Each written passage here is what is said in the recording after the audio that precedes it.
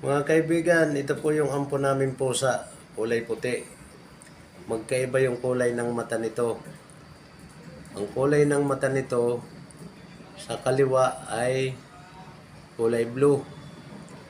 Ang kaliwa naman ay natural. Ito na kakulong siya kasi masyadong malikot umaakyat sa bintana.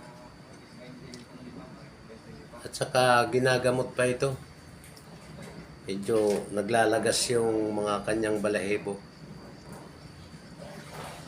Baka may gusto pong umampun dito sa pusang ito.